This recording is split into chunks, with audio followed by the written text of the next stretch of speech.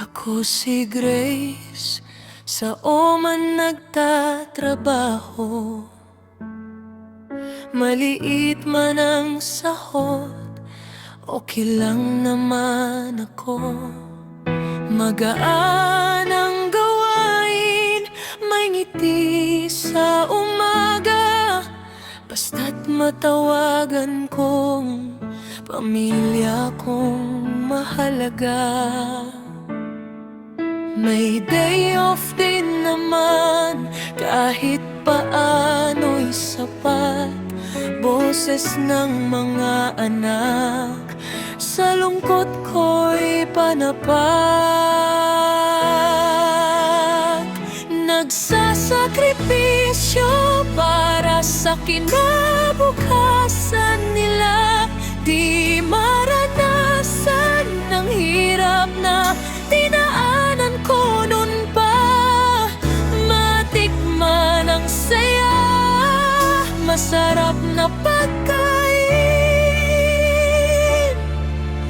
may baon sa eskwela, pangarap ko ngang kinin.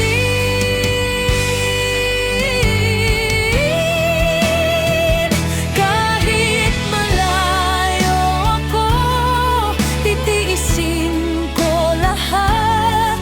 Tiyaga lang, balang araw aahon din sa hirap.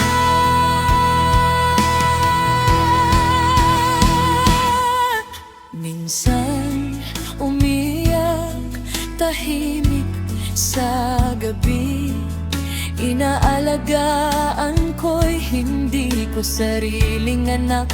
Dito sa tabi, pinagluluto, binibihisan, pinapaliguan pa, habang ang puso ko'y sabik sa tunay kong mga anak.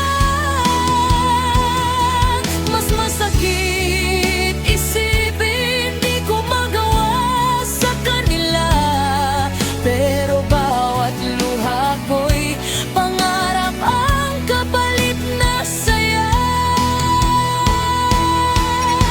Lahat ng pagod ko para sa kinabukasan nila, pagmamahal ng ina, walang kapantay, walang kaparat.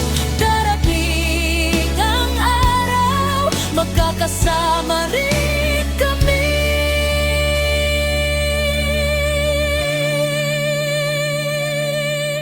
At bawat sakripisyo'y magiging